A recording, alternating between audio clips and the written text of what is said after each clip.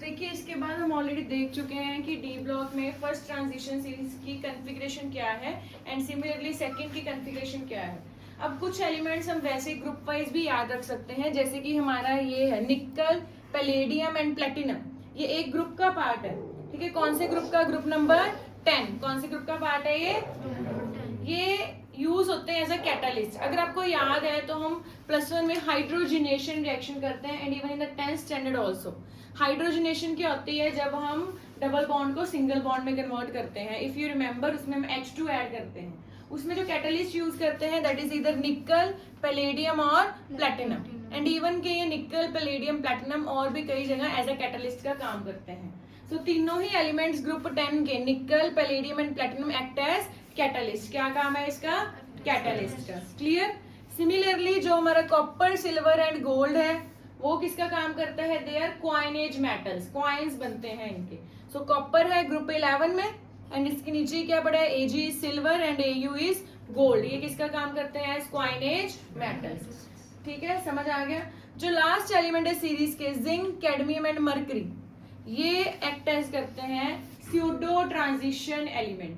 ठीक है, ये क्या स्यूडो ट्रांजिशन एलिमेंट है एंड क्यों स्यूडो ट्रांजिशन एलिमेंट की तरह काम करते हैं, अब इसको समझ लेते हैं। अब देखिए मैंने ऑलरेडी आपको बता दिया है कि ग्रुप 10 के एलिमेंट्स जो हैं कौन कौन से हैं?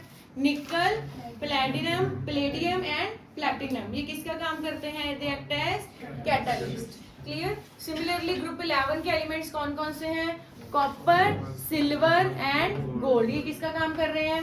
As coinage metals. अब मैं बात कर रही थी zinc, cadmium and mercury. Group 12 के जो एलिमेंट्स हैं they are known as pseudo transition elements. क्या बोलते हैं उनको? अब स्यूडो ट्रांजिशन समझने से पहले हम समझ ले कि ट्रांजिशन एलिमेंट्स क्या होते हैं। हमने अभी डिस्कस किया था कि ट्रांजिशन एलिमेंट्स डी ब्लॉक के एलिमेंट्स हैं। क्यों है? क्योंकि S से लेके P तक क्या शो करते हैं? ट्रांजिशन। अब ट्रांजिशन एलिमेंट्स की एक और डेफिनेशन है। ट्रांजिशन एलिमेंट्स वो होते हैं जिनका D जो ऑर्बिटल है वो क्या हो? Partially field. क्या हो? मतलब फुली फिल्ड ना हो। जहां पर D ऑर्बिटल फुली फिल्ड हो गया वो ट्रांजिशन नहीं कहलाएगा। ठीक है, बट यहाँ पर एक कंडीशन है, it should be partially filled in their common oxidation state as well as in their ground state. अब इसका मीनिंग क्या है ग्राउंड स्टेट का एंड कॉमन ऑक्सीडेशन स्टेट का? Let's understand that. मैंने जिंक, कैडमियम, मर्करी को लिखा है स्यूडो ट्रांजिशन, यानी कि इनके डी ऑर्बिटल क्या है? Fully filled. क्या है डी ऑर्बिटल्स? देखिए यहाँ पर जिंक का एटॉमिक नंबर कितना है? 30। ये बिल्कुल फर्स्ट सीरीज का लास्ट है ना। कॉन्फ़िगरेशन क्या बनेगी? नोबल गैस कौन सी है? Argon 18, 3d10, 4s2। ये होगी इसकी ग्राउंड स्टेट, मतलब कोई भी हमने इलेक्ट्रॉन बाहर नहीं निकाला, जिंक एज इट इज है। तो जिंक जब एज इट इज है यानी कि ग्राउंड स्टेट में है तो 3d कितना है यहाँ पर? 10। 3d10 का मतलब क्या है? It is fully filled. क्या है? समझ आ गया। सिमिलरली अब मैं बात करती हूँ इसकी कॉमन ऑक्सीडेशन स्टेट। मतलब कॉमन ऑक्सीडेशन स्टेट में zinc exist as Zn2 positive. कैसे एग्जिस्ट करता है?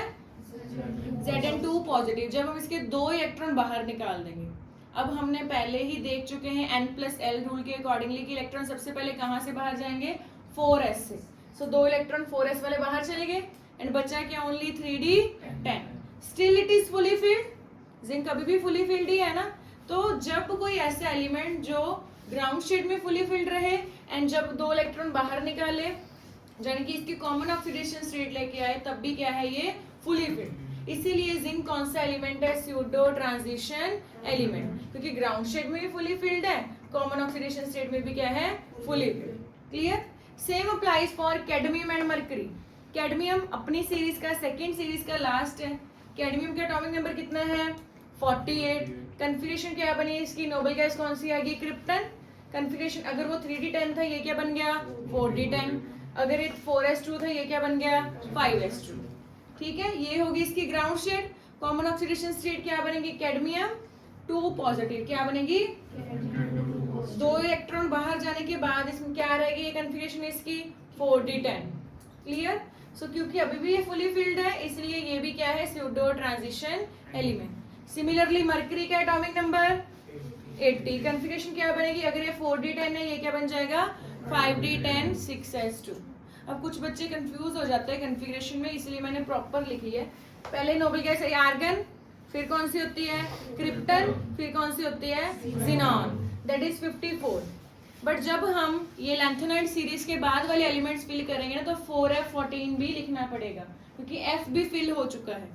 फर्स्ट सीरीज में नहीं हुआ था, सेकंड में भी नहीं हुआ था, बट थर्ड में क्या फिल हो चुका है f। इसलिए जो s लिखा है यानी कि 6s, उसके एक पहले वाला 5d एंड उसके भी एक पहले वाला कौन सा होगा 4f।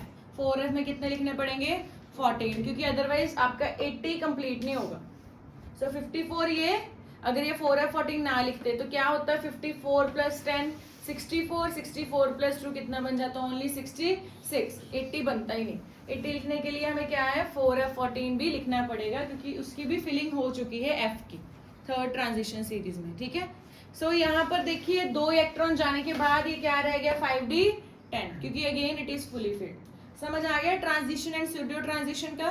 ट्रांजिशन एलिमेंट्स कौन से होते हैं जिनका d ऑर्बिटल क्या हो पार्शियली फिल्ड, क्या हो d ऑर्बिटल कौन कौन सी 2 कंडीशंस में, ground state and in the common oxidation state. But zinc cadmium mercury जो है इनकी ग्राउंड स्टेट में क्या है fully filled, common oxidation state में भी क्या है ये फुली फिल्ड। समझ आ गया इतना। सिमिलरली अब क्वेश्चन रेज होता है रिगार्डिंग द कॉपर। वो कहते हैं जो कॉपर है, कॉपर की कॉन्फ़िगरेशन अगर हम देखें, सो कॉपर जिंक से एक पहले है, हमें पता है ना कॉपर का एटॉमिक नंबर क्या है 29, क्या है एंड ये एक एक्सेप्शन है, ये भी पता है। कॉपर की कॉन्फ़िगरेशन बननी चाहिए थी 3d9 4s2, बट बन क्या जाती है 3d10 4s1। क्यों ऐसे हो जाता है, क्योंकि कॉपर क्या होता है ये फुली फिल्ड, क्या है कॉपर यहाँ पर सो अपनी ग्राउंड स्टेट में तो ये फुली फिल्ड है, तो इसको भी ट्रांजिशन एलिमेंट नहीं कहना चाहिए। बट जब हम इसके 2 इलेक्ट्रॉन निकाल देंगे in the common oxidation state, 2 चले गए, 2 मतलब एक 4s वाला, एक कहाँ से गया 3d से। अब 3d क्या बन चुका है 9, यानी कि इट इज पार्शियली फिल्ड। क्या बन चुका है क्योंकि अपनी कॉमन ऑक्सीडेशन स्टेट में ये पार्शियली फिल्ड है, इसीलिए ये कौन सा एलिमेंट है it is a transition element. कौन सा एलिमेंट है इतना समझ में आ गया। सभी हमने क्या देखा, ग्रुप 10 के मेटल्स किसका काम करते हैं, ग्रुप 11 के, एंड जो ग्रुप 12 के मेटल्स हैं उनको क्या बोलते हैं pseudo transition elements. Transition elements कौन से होते हैं जिनका डी ऑर्बिटल क्या हो पार्शियली फिल्ड, क्या हो कौन कौन सी कंडीशंस में, common oxidation state and ground state. Clear. Zinc cadmium mercury की कॉमन ग्राउंड स्टेट में क्या है ये fully filled, common oxidation state में भी क्या है, इसलिए कौन से मेटल है ये स्यूडो ट्रांजिशन। बट जो कॉपर है ग्राउंड स्टेट में क्या है fully filled, but common oxidation state में क्या हो चुका है ये पार्शियली फिल्ड, इसलिए कॉपर कौन सा एलिमेंट है ट्रांजिशन एलिमेंट। इतना समझ में आ गया। Let's move towards the characteristics. अब डिफरेंट कैरेक्टरिस्टिक्स हैं यानी कि एटॉमिक रेडियस, साइज वगैरह क्या करता है along the period and down the group, जो हम 11th स्टैंडर्ड में करते थे, ठीक है। अब आपको पता है कि पहले हम बात करेंगे एटॉमिक रेडियस की। जो एटॉमिक रेडियस है अलोंग द पीरियड क्या करता है, हम 11th स्टैंडर्ड में पढ़ चुके हैं। अलोंग द पीरियड, जैसे हम पीरियड के अलोंग मूव करें, यानी कि स्कैंडियम से लेके जिंक तक जाएं, तो क्या करता है एटॉमिक रेडियस या size along the period decreases. क्या करता है पता है ना इसका रीजन, क्योंकि शेल सेम रहते हैं, इलेक्ट्रॉन्स ऐड होते जाते हैं, ठीक है, इसी वजह से साइज क्या करता होता है डिक्रीज, क्या करता है। बट जो डी ब्लॉक है इसमें एक अलग ही ट्रेंड शो होता है ड्यू टू 2 रीजंस। कौन कौन से 2 रीजंस हैं, स्क्रीनिंग या shielding effect and the second reason is effective nuclear charge. अब दोनों इफेक्ट्स को समझ ले क्या है। स्क्रीनिंग का मतलब है कि जो आगे वाले इलेक्ट्रॉन्स है ना वो लास्ट वाले इलेक्ट्रॉन्स को शील्ड करते हैं। अब मेरे कहने का मतलब है कि जो बच्चे फ्रंट पे बैठे हैं वो पिछले बच्चों को क्या कर रहे हैं शील्ड कर रहे हैं, यानी कि अगर फ्रंट वाले बच्चों की हाइट ज्यादा है तो पिछले बच्चे को बोर्ड देखना मुश्किल होगा ना। अगर आपको जो लास्ट वाले बच्चे हैं उनको बोर्ड देखना मुश्किल होगा तो आपकी जो कंसंट्रेशन है फोकस है बोर्ड पे ज्यादा होगा या कम होगा, कम। अगर बोर्ड पे फोकस कम हो गया तो साइज क्या कर जाता है इंक्रीज, यानी कि आपका ध्यान जो है बाहर चला गया एंड साइज इंक्रीजेस। ठीक है, समझ आ गया, क्लियर। सो इसका मतलब होता है कि जो बाहर अंदर वाले इलेक्ट्रॉन्स है ना वो क्या करते हैं बाहर वाले इलेक्ट्रॉन्स को क्या करते हैं शील्ड करते हैं। अब मैं इसकी एग्जांपल समझाती हूँ। जैसे जिंक में 3d10 4s2 है, जो 3d10 वाले 10 इलेक्ट्रॉन्स बैठे हैं ना अंदर, वो 4s के 2 इलेक्ट्रॉन को शील्ड कर रहे हैं, यानी कि 4s को न्यूक्लियस का चार्ज पहुंचने ही नहीं दे रहे। न्यूक्लियस तो सेंटर में है, 4s बिल्कुल एंड में है, उससे पहले कौन आ गया 3d के इलेक्ट्रॉन्स किसको शील्ड कर रहे हैं 4s को। जब वो 4s को शील्ड कर रहे हैं, 4s के पास न्यूक्लियस का चार्ज पहुंच ही नहीं रहा, तो साइज क्या कर जाता है इंक्रीज। क्या कर जाता है, क्योंकि जितना न्यूक्लियस का चार्ज पहुंचेगा उतना साइज कम होगा, क्योंकि न्यूक्लियस अपनी तरफ अट्रैक्ट करके रखेगा इलेक्ट्रॉन्स को। अब न्यूक्लियस जो है 4s वाले इलेक्ट्रॉन्स को तो अट्रैक्ट ही नहीं कर पा रहा, जिसकी वजह से 4s के इलेक्ट्रॉन्स इधर उधर घूम रहे हैं, यानी कि साइज क्या कर गया इंक्रीज कर गया। समझ आ गया। सो शील्डिंग इफेक्ट जहां पर भी होगा वहां साइज क्या करेगा इंक्रीज। क्या करेगा second factor is effective nuclear charge. Effective nuclear charge मतलब जो न्यूक्लियस का चार्ज है। For example teacher is the nucleus and जो मैं बोल रही हूँ that is my charge, nucleus का चार्ज। क्लियर। जितना मेरी स्पीड या आवाज ज्यादा होगी बोलने की, उतना जो है लास्ट बच्चे तक आवाज ज्यादा पहुंचेगी। अगर आवाज ज्यादा पहुंचेगी तो वो टीचर की तरफ रहेगा, ठीक है, उसको समझ आता रहेगा। अगर समझ आता रहेगा तो क्या होगा साइज क्या कर जाएगा डिक्रीज, बिकॉज वो क्लास में फोकस्ड रहेगा बच्चा। सिमिलरली अगर न्यूक्लियर चार्ज ज्यादा है, लास्ट इलेक्ट्रॉन भी न्यूक्लियस के साथ बंधा रहेगा, जिसकी वजह से साइज क्या कर जाएगा डिक्रीज। क्या कर जाएगा समझ आ गया। न्यूक्लियर चार्ज होता है कि न्यूक्लियस का कितना चार्ज है, ठीक है, यानी कि जो मैं बोल रही हूँ that is my charge. But effective nuclear charge का मतलब है जितना लास्ट इलेक्ट्रॉन तक पहुंच रहा है, जितना ये 4s तक पहुंचेगा that is effective nuclear charge. So जितना चार्ज पहुंचेगा उतना साइज क्या होगा डिक्रीज। क्या होगा समझ आ गया। सो शील्डिंग इफेक्ट कहता है साइज हो इंक्रीज, बट जो इफेक्टिव न्यूक्लियर चार्ज है वो क्या कहता है साइज क्या हो डिक्रीज। यहाँ पर दोनों फैक्टर्स रोल प्ले करते हैं, ठीक है। सो यहाँ पर साइज जो है स्कैंडियम से लेकर क्रोमियम तक तो डिक्रीज करता है सबसे पहले।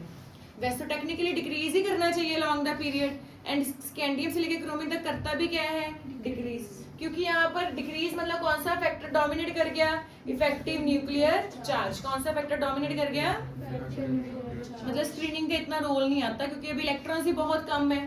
3D में स्कैंडियम में कितने हैं 1, टाइटेनियम में कितने हैं 2, नेक्स्ट वेनेडियम में कितने हैं 3। इतने 2-3 इलेक्ट्रॉन शील्ड नहीं कर पाते, इसलिए शील्डिंग इफेक्ट नहीं लगा। सिर्फ कौन सा इफेक्ट लगा इफेक्टिव न्यूक्लियर चार्ज, स्क्रीनिंग वाला कम है। उसके बाद अप्रोक्सीमेटली मैंगनीज से लेके कॉपर तक साइज सेम रहता है। जब सेम रहा मतलब जितना ये लग रहा है उतना ये लग रहा है। न्यूक्लियर चार्ज भी बढ़ गया क्योंकि मैंगनीज का एटॉमिक नंबर कितना है 25, कॉपर का कितना है 29, चार्ज भी बढ़ गया एंड स्क्रीनिंग भी बढ़ गई। दोनों इंक्रीज करके दोनों आपस में काउंटर बैलेंस कर जाते हैं। इफेक्टिव न्यूक्लियर चार्ज इंक्रीज किया क्योंकि मैंगनीज का 25 एटॉमिक नंबर, कॉपर का कितना है 29, चार्ज भी बढ़ गया।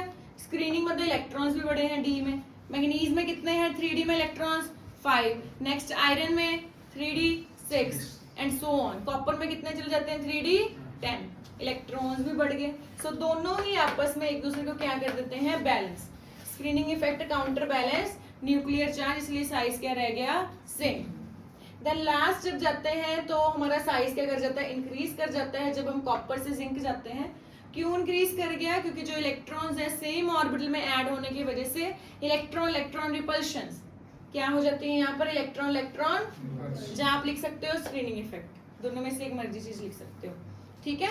सो लास्ट में जब कॉपर से जिंक गए साइज क्यों बढ़ गया, क्योंकि इलेक्ट्रॉन इलेक्ट्रॉन रिपल्शंस बहुत ज्यादा बढ़ जाती है जिसकी वजह से साइज क्या है इंक्रीज कर जाता है। इतना क्लियर हुआ। Along the period technically size क्या करना चाहिए था डिक्रीज, बट यहाँ पर कौन कौन से दो फैक्टर्स हैं। फर्स्ट फैक्टर इज स्क्रीनिंग और शील्डिंग इफेक्ट। जहां पर स्क्रीनिंग ज्यादा होगी यानी कि जो अंदर वाले इलेक्ट्रॉन्स है बाहर वाले को स्क्रीन करेंगे तो साइज क्या करना चाहिए इंक्रीज। क्या करना चाहिए increase. But effective nuclear charge क्या कहता है साइज क्या करेगा डिक्रीज। क्या करेगा डिक्रीज। समझ आ गया। बट और हम देखते हैं कि स्कैंडियम से लेकर क्रोमियम तक साइज क्या करता है डिक्रीज। क्या करता है डिक्रीज। उसके बाद मैंगनीज से लेकर कॉपर तक क्या करता है साइज सेम रहता है, ठीक है। क्यों सेम रहता है, बिकॉज कौन कौन से दो फैक्टर सेम हो जाते हैं screening and effective nuclear charge. Last में जब हम बात करते हैं कॉपर से लेके जिंक तक, तब साइज क्या करता है, इंक्रीज। क्यों? क्योंकि क्या इंक्रीज कर जाता है, इलेक्ट्रॉन इलेक्ट्रॉन रिपल्शन। समझ आ गया इतना? क्लियर है? अब हम बात करते हैं same behaviour in the second and third transition series. जो second series and third series में भी सब कुछ सेम रहेगा कि पहले 4 एलिमेंट्स में डिक्रीज, फिर लास्ट तक सेम, एंड लास्ट 2 एलिमेंट्स में क्या करेगा, इंक्रीज। ठीक है? But down the group size क्या करना चाहिए, इंक्रीज। हमें पता है ना कि डाउन द ग्रुप जब जाते हैं, जैसे डाउन द ग्रुप जा रहे हैं तीनों में, साइज क्या करेगा इनमें, इंक्रीज। क्यों इंक्रीज करता है ये भी हमें पता है, क्योंकि क्या इंक्रीज कर जाते हैं, शेल्स। क्या इंक्रीज करते हैं, फर्स्ट पीरियड मतलब 1 शेल, सेकंड पीरियड मतलब 2 शेल्स, थर्ड पीरियड मतलब 3 शेल्स। अब first transition series fourth period की है तो इसमें कितने शेल आएंगे, 4। 4s2 मतलब कितने शेल हैं, नेक्स्ट वाले में 5s2 मतलब कितने शेल हैं, 5। नेक्स्ट वाले में 6s2 मतलब कितने शेल हैं, 6। शेल बढ़ गए तो साइज भी क्या कर गया, इंक्रीज। क्या कर गया, बट यहाँ पर भी अगर हम देखें तो सेकंड ट्रांजिशन सीरीज का तो फर्स्ट से ज्यादा है, that is because of the same reason, क्योंकि शेल इंक्रीज कर जाते हैं। But second and third transition series का साइज क्या है, सेम। सेकंड सीरीज यट्रियम वाली है एंड थर्ड सीरीज लैंथेनम वाली है। ठीक है, दोनों का साइज क्या है, सेम। क्यों सेम है, this is due to lanthanoid contraction. अभी क्या होती है लैंथेनॉइड कंट्रैक्शन, ये हम डिटेल में बाद में डिस्कस करेंगे एफ ब्लॉक में। सो आपको सिर्फ इतना याद रखना है अभी कि जो सेकंड सीरीज है ज़िर्कोनियम जिरकोनियम वाली एंड थर्ड सीरीज जो है लैंथेनम वाली, उनका साइज क्या है, सेम। क्यों? क्योंकि लैंथेनम में क्या आ जाती है, लैंथेनॉइड कॉन्ट्रैक्शन। वो क्या होती है, that will be discussed later. समझ आ गया इतना? अब आयनिक रेडियस की बात करें तो जितना ज्यादा चार्ज उतना साइज कम, क्योंकि जितने इलेक्ट्रॉन्स बाहर निकलते जाएंगे साइज कम होता जाएगा। M2 पॉजिटिव मतलब मेटल पे कितना चार्ज है, 2 पॉजिटिव मतलब 2 इलेक्ट्रॉन बाहर गए। M3 पॉजिटिव मतलब मेटल पे कितना चार्ज है, 3 पॉजिटिव मतलब कितने इलेक्ट्रॉन्स बाहर गए, 3 electrons, and hence size decreases. Clear? समझ आ गया जी?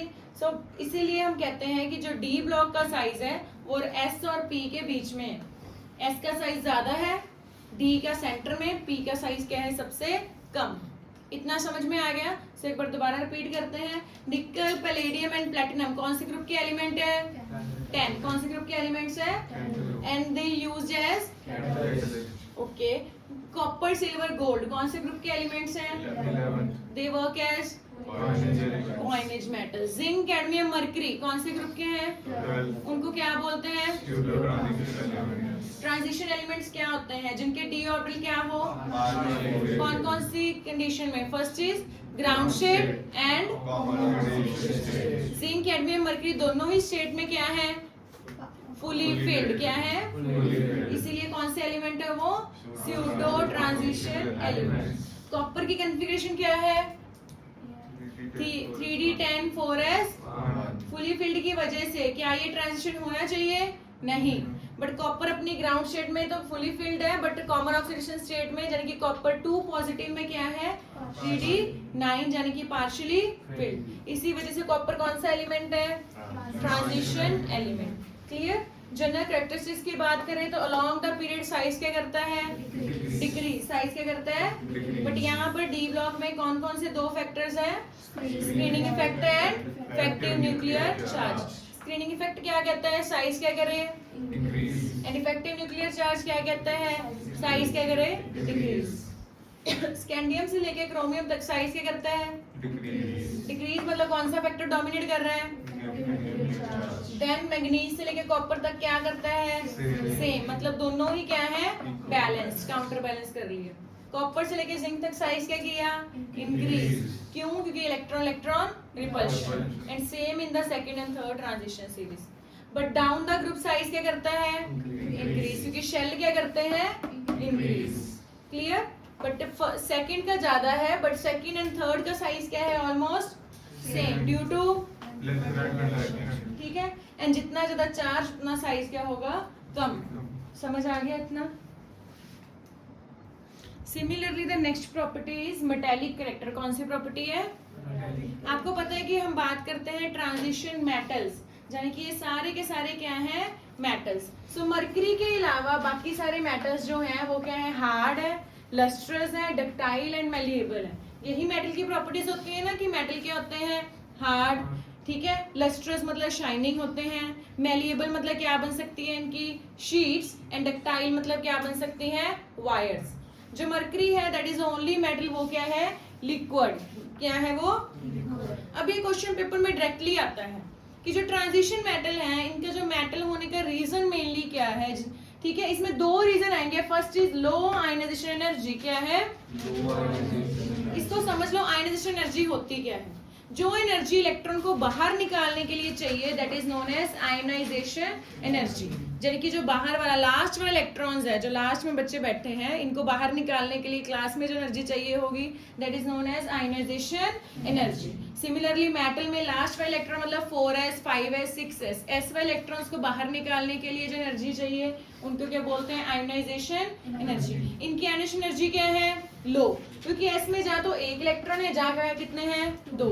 सो एक या दो इलेक्ट्रॉन को निकालना इजी है, इसलिए इनकी आयनाइजेशन एनर्जी क्या है, लो, ठीक है ना। वैसे भी जो अंदर वाले इलेक्ट्रॉन्स है 3D वाले, वो तो शील्ड ही कर लेते हैं s को, तो s तो बेचारा क्लास से बाहर ही रह जाता है, यानी कि न्यूक्लियस से थोड़ा दूर ही रह जाता है। सो फर्स्ट रीजन इज इनकी आयनाइजेशन एनर्जी क्या है, लो, ठीक है, इजीली बाहर चले जाते हैं electrons. Second reason is they have large number of unpaired electrons.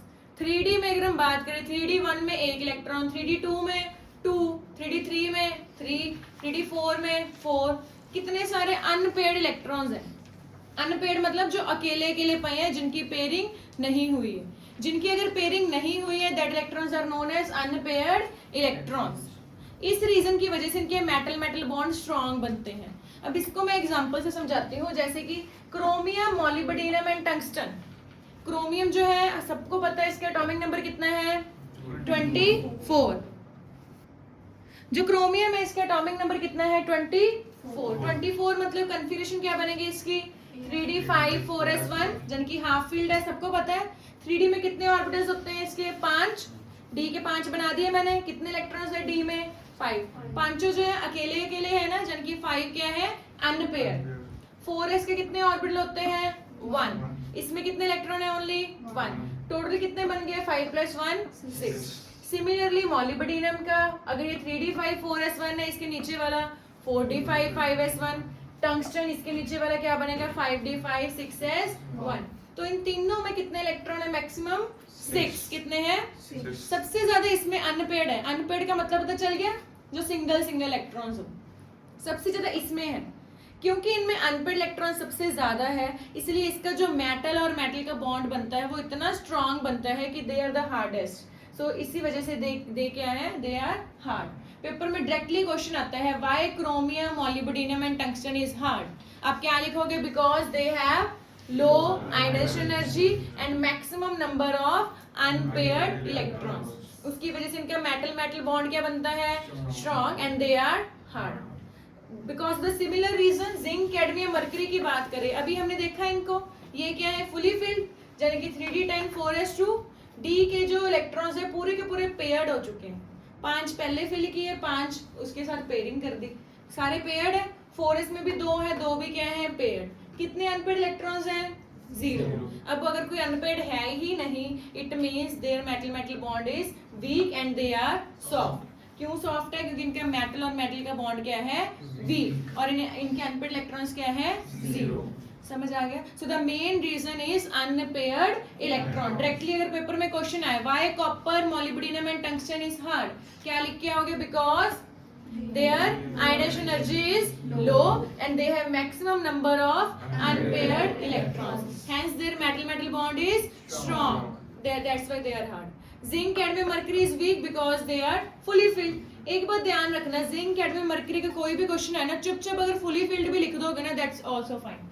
Fully filled उसको जस्टिफाई कर रहे हैं, पर हमें डिटेल में लिख के आना है।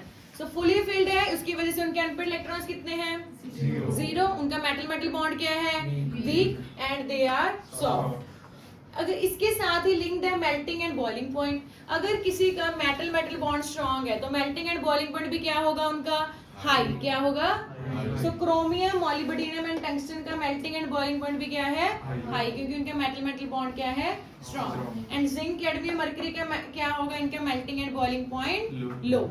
समझ में आ गया, इतना क्लियर है। सो यहाँ पर जिंक, कैडमियम, मरकरी सॉफ्ट क्यों है? क्योंकि इनका मेटल मेटल बॉन्ड क्या है? वीक। क्या है? एंड इनका मेल्टिंग एंड बॉइलिंग पॉइंट लो क्यों है? सेम रीजन, क्योंकि मेटल मेटल बॉन्ड क्या है? वीक। क्लियर है? सारा टॉपिक समझ में आ गया। मेटालिक रिएक्टर का मतलब क्या है? कौन सी दो कंडीशंस चाहिए? Low ionization energy and large number of unpaired electrons. Chromium, molybdenum, tungsten में अनपेयर्ड इलेक्ट्रॉन्स क्या है? लार्ज। जिंक, कैडमियम, मरकरी में अनपेयर्ड इलेक्ट्रॉन कितने हैं? 0। डायरेक्टली हमने क्वेश्चंस याद करने हैं ये, ठीक है। सो आज से जो क्वेश्चन बने हैं, क्वेश्चन कौन कौन से बने हैं? Why zinc, cadmium, mercury are pseudo transition elements? इसका आंसर क्या आएगा? Because they are fully filled. Why zinc, cadmium, mercury are soft? Because they are fully filled.